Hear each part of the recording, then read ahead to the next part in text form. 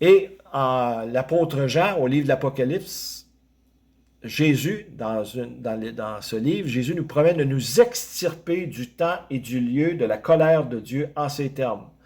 Jésus nous dit, parce que tu as gardé la parole de ma patience, moi aussi je te garderai de l'heure de l'épreuve qui va venir sur la terre habitée tout entière pour éprouver qui?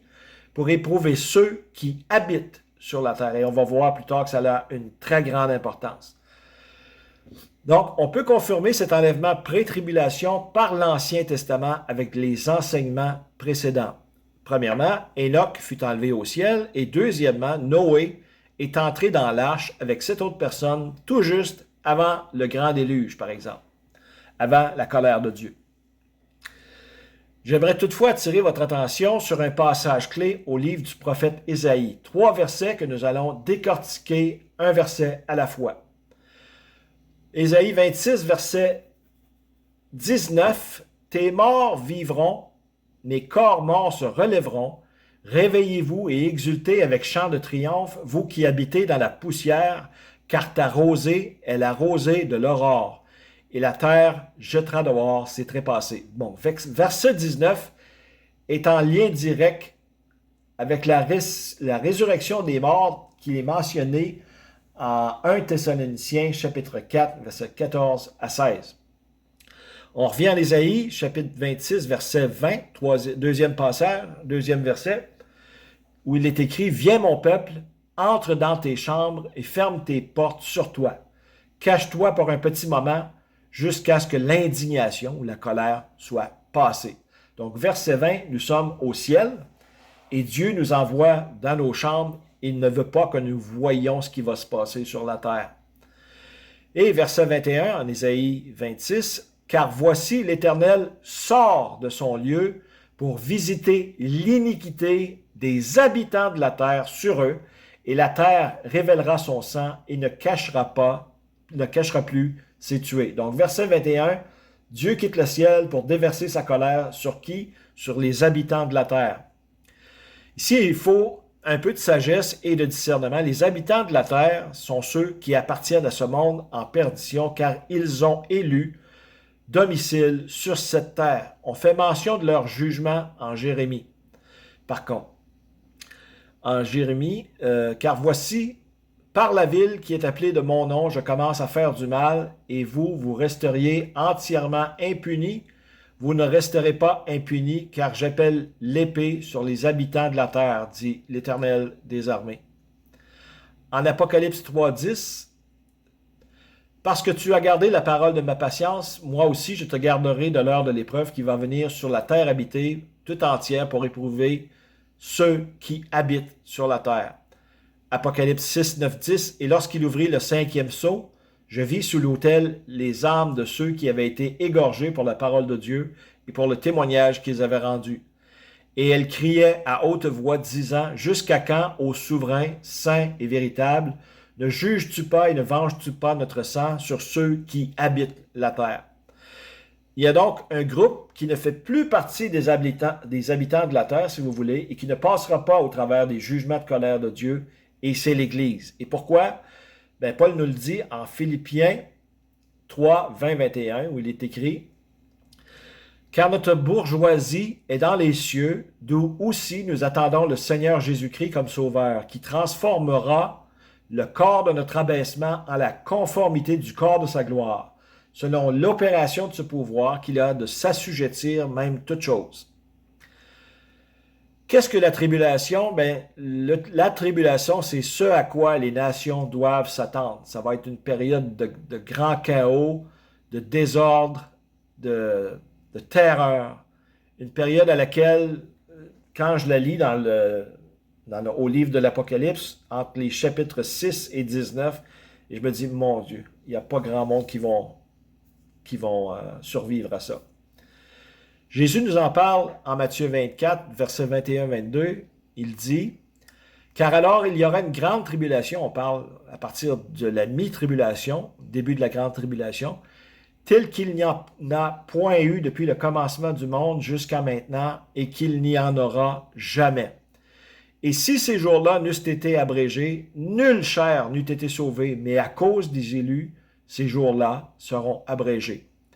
Il nous en donne un autre indice en Luc chapitre 21, versets 25 à 27. Il y aura des signes dans le soleil et la lune et les étoiles et sur la terre une angoisse des nations en perplexité devant le grand bruit de la mer et des flots. Les hommes rendant l'âme de peur et à cause de l'attente des choses qui viennent sur la terre habitée, car les puissances des cieux seront ébranlées. Et alors, on verra le Fils de l'homme venant sur une nuée avec puissance et une grande gloire. Et comme on le sait en Apocalypse chapitre 1, tout œil le verra. Un jour bientôt, ça va être la tribulation qui va débuter tout de suite après l'enlèvement. Et Jésus-Christ est le symbole de l'arche moderne de Noé. Il est le salut et la délivrance. Il faut passer par lui pour être sauvé des jugements de colère de Dieu. En Matthieu 24, 37, Jésus nous dit comment ça s'est passé. Comment ça va se passer? Parce que ça va se passer de la même manière qu'au temps de Noé. Jésus nous dit, mais comme ont été les jours de Noé, ainsi sera aussi la venue du Fils de l'homme. Autre indice fascinant est que l'une des causes du déluge mentionné en Genèse 6 se reproduit maintenant sous nos yeux avec le transhumanisme, les manipulations génétiques. Je ne développerai pas trop au sujet de la potion magique que les druides, que les gouvernements de la Terre veulent voir introduit dans nos corps pour la modification de l'ADN et de l'ARN par l'oxyde de graphène, car je ne voudrais surtout pas qu'on censure l'information contenue dans cette vidéo, si vous me le permettez. Chose certaine, si ce qu'ils tentent de nous injecter massivement n'est pas encore la marque de la bête, car il n'y a pas d'adoration qui est impliquée dans le processus actuellement, il y a un gros indice que cette technologie, par contre, qui contient du luciférase, sera ultérieurement utilisée après le départ de l'Église pour amener les habitants de la terre à recevoir cette marque de la bête via la magie, des enchantements, des compagnies pharmaceutiques, entre parenthèses, pharmakia. Et si vous voulez développer un peu plus, toutes les fois que vous allez voir les mots sorcellerie, magie et enchantement, allez voir la signification dans le grec original et vous allez voir que ces mots-là signifient pharmakia, pharmaceutique. Nous assistons donc à une convergence rapide des prophéties et les principales comme signes des temps de la fin sont Israël en terre promise depuis 1948. On parle régulièrement depuis une dizaine d'années de la reconstruction du futur troisième temple mentionné en Ézéchiel chapitre 40 à 48, là où l'Antéchrist se présentera comme étant Dieu, mentionné en 2 Thessaloniciens chapitre 2. On parle aussi de l'accord de paix abrahamique avec Jared Kushner, le gendre de Donald Trump, et cet accord qui est signé avec des pays arabes. Et il y a une fondation qui a été mise sur pied par M. Kushner, et je vous laisserai fouiller un peu plus là-dessus, parce qu'il y aurait long à dire là-dessus. En Israël, il y a la reprise du sacerdoce lévitique, donc les prêtres sont prêts à résumer les offrandes sur l'autel. Il y a aussi la destruction de la ville de Damas en Syrie, qui est mentionnée en Ésaïe chapitre 17, verset 1. Et comme vous allez le voir à l'écran, c'est assez détruit là-bas, merci. Il y a aussi tous les pions qui se mettent en place pour la guerre d'Ézéchiel chapitre 38, en vue d'obtenir un butin en Israël. On va voir qu'il y a des pays qui s'alignent pour attaquer Israël bientôt. Selon le prophète Daniel, la connaissance et les déplacements sont augmentés parce qu'on voit que la technologie est à ce point exponentielle depuis quelques années que apparemment même on est arrivé au point de singularité, mais ça, je laisserai développer les experts là-dessus. On parle aussi dans le monde entier de transhumanisme, qui est mentionné en Daniel chapitre 2, versets 40 à 43, et l'Antéchrist est sur le point d'être révélé. Et si vous vous rappelez, pour ceux qui m'ont suivi dans mes débuts, j'avais fait une petite vidéo intéressante dans laquelle je dis que l'Antéchrist sera bientôt révélé. Eh bien, plus nous avançons et plus les prophéties convergent et plus près Nous sommes de l'enlèvement et tout de suite après, cet Antéchrist sera révélé au monde entier. Il y a une dizaine d'années, nous pouvions voir ces choses se mettre en place rapidement avec l'audace des élites lucifériennes et de leurs sociétés secrètes faisant la promotion ouverte du nouvel ordre mondial. Et depuis mars 2020, nous avons senti ce pouvoir luciférien s'asseoir sur toutes les nations de la Terre et on ressent facilement qu'ils sont en train de suivre un script pour établir leur dictature sanitaire partout sur Terre. La pandémie que nous vivons depuis presque 2 ans maintenant fut le prétexte des dirigeants de ce monde pour asseoir leur pouvoir sur la terre entière. On parle de la toile, ou plutôt du filet de l'oiseleur qui est mentionné à plusieurs endroits au livre des psaumes. Il en est fait mention en psaume 9-15. Je vais mettre les passages à l'écran. Psaume 19, 18-5, 25-15. La grande œuvre, ou entre parenthèses, The Great Work, ferme la parenthèse, des élites est d'ailleurs mentionné au psaume numéro 2, versets 1 à 3. Pourquoi s'agitent les nations et les peuples, méditent-ils la vanité? Les rois de la terre se lèvent et les princes consultent ensemble contre l'Éternel et contre son oint. Rompons leurs liens et jetons loin de nous leurs cordes. C'est aussi une des raisons pourquoi notre premier ministre insistait tant pour le laïcisme et pour faire enlever le crucifix à l'Assemblée nationale. Tous les politiciens de la Terre sont désormais tous et toutes corrompus par ces sociétés secrètes et ont soit un revolver sur la tempe ou on les menace avec des photos ou des vidéos compromettantes, d'où le fait que les perversions telles que la pédocriminalité et la bestialité, par exemple, soient légiférées et normalisées dans plusieurs pays du monde entier. La convergence des signes prophétiques est à ce point hallucinante en ce moment, car toutes les choses convergent rapidement en vue de l'enlèvement au ciel pré-tribulation, mais aussi en termes d'instauration du règne de l'Antéchrist, un règne qui durera 7 années seulement, mais 7 longues années, dans un règne de terreur inégalé. Dans toute l'histoire de l'humanité, une très grande portion de l'humanité va périr de manière effrayante selon ce qui est écrit en Apocalypse 6.9 et en Apocalypse 24. Si vous me le permettez, je vous laisserai rechercher ces 2 passages des Écritures, car ce sont des passages très graphiques de ce qui s'en vient rapidement pour les futurs opposants au nouvel ordre mondial luciférien. Le niveau de tromperie est tel qu'on peut désormais usurper l'identité des gens, mais aussi usurper les événements historiques et leur donner un autre sens. On veut même inciter l'humanité à renoncer à la réalité pour embrasser une utopie dans laquelle les humains seront heureux dans leur esclavage, tout comme l'avait prédit Aldous Huxley. On peut le voir aussi parce qu'il se passe sur Facebook avec Mark Zuckerberg qui veut installer son Metaverse. Meta en israélien, en hébreu, signifie mort. Ce que nous vivons depuis mars 2020 donc est permis par Dieu parce que la population mondiale rejette Dieu en bloc et ayant tombé dans le relativisme mortel des forces marxistes de ce monde, le monde n'aime plus la vérité absolue, rejette la notion de péché originel et rejette tout espoir du sauveur de l'humanité en Jésus-Christ. Celui-ci revient donc bientôt. Mais alors, pourquoi Dieu permet-il ces choses en ce moment et l'instauration du nouvel ordre mondial? Eh bien, il est écrit. Et maintenant, en 2 Thessaloniciens, chapitre 2, verset 6, « Et maintenant, vous savez ce qui retient pour qu'il soit révélé en ce propre temps. » Ce qui retient présentement, c'est l'Église qui est remplie du Saint-Esprit sur la terre. Verset 7, « Car le mystère d'iniquité opère déjà. Seulement, celui qui retient, le Saint-Esprit, maintenant, le fera jusqu'à ce qu'il soit loin. » Verset 8.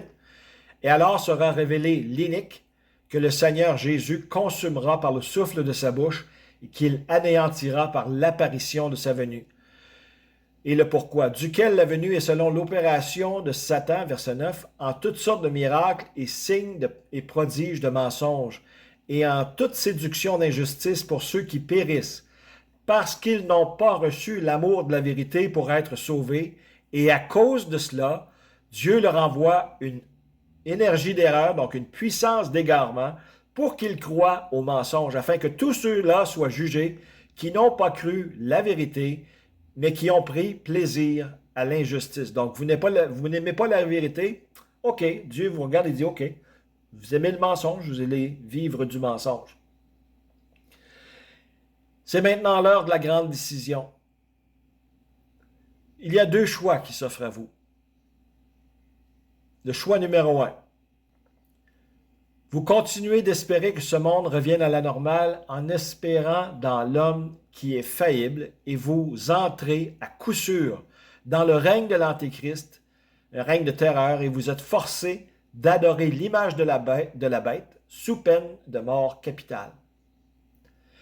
Et si vous l'acceptez par crainte de mourir ou de subvenir à vos besoins ou d'être privé de votre bien-être éphémère, vous serez damné pour l'éternité et vous serez jeté dans l'étang de feu dont il est fait mention en Apocalypse 20, versets 10 à 15, où il est écrit. Et le diable qui les avait égarés fut jeté dans l'étang de feu et de soufre, où sont et la bête et le faux prophète, et ils seront tourmentés jour et nuit au siècle des siècles. Et je vis un grand trône blanc, et celui qui était assis dessus, de devant la face duquel la terre s'enfuit et le ciel, et il ne fut pas trouvé de lieu pour eux. Et je vis les morts, les grands et les petits, se tenant devant le trône, et des livres furent ouverts. Et un autre livre fut ouvert qui est celui de la vie, et les morts furent jugés d'après les choses qui étaient écrites dans les livres, selon leurs œuvres. Et la mer rendit les morts qui étaient en elle, et la mort et le Hadès rendirent les morts qui étaient en eux. Ils furent jugés, chacun selon leurs œuvres. Et la mort et le Hadès furent jetés dans l'étang de feu. C'est ici la seconde mort, l'étang de feu. Et si quelqu'un n'était pas trouvé écrit dans le livre de vie, il était jeté dans l'étang de feu. Pour vous redonner un peu d'espoir, je vais vous donner le choix numéro 2. Vous vous rendez immédiatement à l'évidence que nous sommes en face d'un problème à caractère spirituel et que la réponse à ce problème est aussi spirituelle. Et que Jésus-Christ est la seule réponse à ce problème qui est d'ordre millénaire. Que lui seul peut vous sauver à la fois du règne de terreur de l'Antéchrist et de la juste colère de l'agneau de Dieu qui s'en vient détruire ses ennemis. Je vous montre ici les 3 étapes simples pour éviter le génocide de l'Antéchrist et la juste colère du Dieu vivant. C'est un peu l'ABC de la foi. C'est la manière simple de passer de la mort à la vie par Jésus-Christ, car il s'est donné en rançon à la croix pour vous racheter. Jésus est la réponse. En A, simplement aller en prière dans un endroit retiré où vous serez seul avec Dieu et admettre à Dieu, avec un cœur d'enfant, que vous avez transgressé ses lois et que vous le regrettez et que vous vous reconnaissez comme pécheur devant lui. Ne soyez pas orgueilleux inutilement, car nous sommes tous pécheurs ici-bas, tous sans exception, car il est écrit en Romains 3, 23, « Car tous ont péché et n'atteignent pas à la gloire de Dieu. » Romains 3, 10, 12 nous dit, « Selon qu'il est écrit, il n'y a point de juste, non, pas même un seul. Il n'y a personne qui ait de l'intelligence, il n'y a personne qui recherche Dieu. Ils se sont tous détournés, ils se sont tous ensemble rendus inutiles, autrement dit, nos pensées sont vaines. Il n'y en a aucun qui exerce la bonté. Il n'y en a pas même un seul. »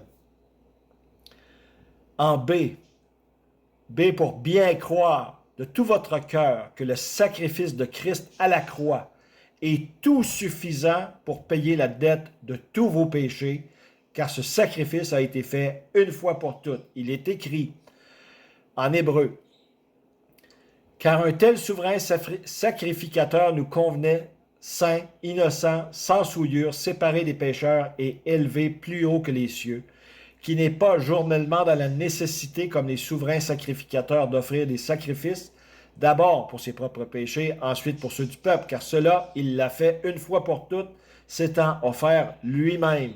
Car la loi établit pour souverain sacrificateur des hommes qui sont dans l'infirmité, mais la parole du serment qui est après la loi établit un fils qui est consommé pour l'éternité. » Et pour ce qui est de l'expression « une fois pour toutes », je vais vous mettre les 4 passages à l'écran. tous en hébreu, sauf celui dans la lettre aux Romains. Hébreu 7, 27, qu'on vient de lire. Romains 6, 10, car en ce qu'il est mort, il est mort une fois pour toutes au péché, mais en ce qu'il vit à Dieu. Hébreu 9, 12, et non avec le sang des boucs et de veaux, mais avec son propre sang est entré une fois pour toutes dans les lieux saints, ayant obtenu quoi? Une rédemption éternelle. Donc, on dit, c'est la sécurité éternelle qu'il procure à ceux qui mettent leur confiance en lui. Et Hébreu 10, 10, c'est par cette volonté que nous avons été sanctifiés par l'offrande du corps de Jésus-Christ, faite une fois pour toutes. Voici pourquoi il est important de croire de tout votre cœur. C'est ici ce que je vais vous montrer. C'est le plan simple de Dieu pour avoir votre âme sauvée ici, maintenant, là où vous êtes en ce moment, car il est écrit. Mais que dit-elle? La parole est près de toi, dans ta bouche et dans ton cœur, c'est-à-dire la parole de la foi laquelle nous prêchons, à savoir que si tu confesses de ta bouche Jésus comme Seigneur et que tu crois dans ton cœur que Dieu l'a ressuscité d'entre les morts, tu seras sauvé. Car du cœur, on croit à la justice, on croit à justice, et de la bouche, on fait confession à salut. Donc, par la foi sincère du cœur et par la confession de la bouche, vous êtes alors reconnus justes devant Dieu en ayant revêtu la justice de Jésus-Christ qui a pris votre place sur la croix. Donc, Dieu vous regarde désormais à travers le filtre du sang de son Fils bien-aimé. Et maintenant, pour clore l'entente de réconciliation avec Dieu en C, bien, c'est pour ceux et celles qui feront appel au Seigneur seront sauvés, selon ce qui est écrit en Romains chapitre 10, verset 13. En Romains 10, 11 à 13, car l'Écriture dit « Quiconque croit en lui ne sera pas confus, car il n'y a pas de différence de Juifs et de Grecs, car le même Seigneur de tous est riche envers tous ceux qui l'invoquent. » Verset 13, « Car quiconque invoquera le nom du Seigneur sera sauvé. » Il ne vous reste maintenant plus qu'à apprendre à connaître Jésus-Christ en relation personnelle, parce que ce n'est pas une religion, à lire sa parole et à lui obéir en discipline. Jésus a dit ceci en priant son Père pour ceux qui se convertiraient à lui.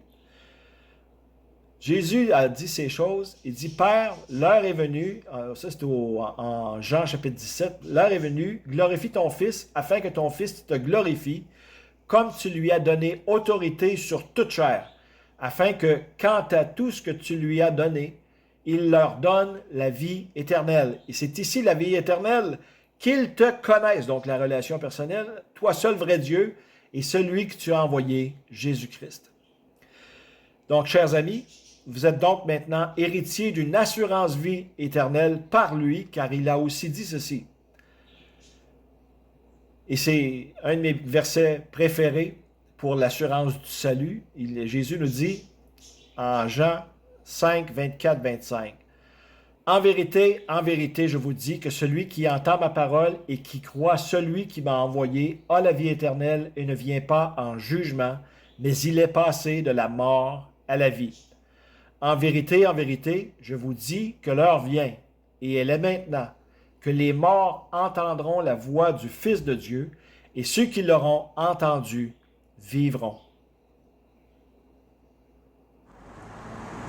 Bien, rebonjour mes chers amis. J'espère de tout mon cœur que vous aurez pris la bonne décision et que je vous reverrai un jour bientôt dans les nuages avec le Seigneur en l'air. Et donc, pour ainsi dire, merci d'avoir été là, d'avoir fait partie des nôtres. Et je vous dis simplement que Dieu vous bénisse et à la prochaine.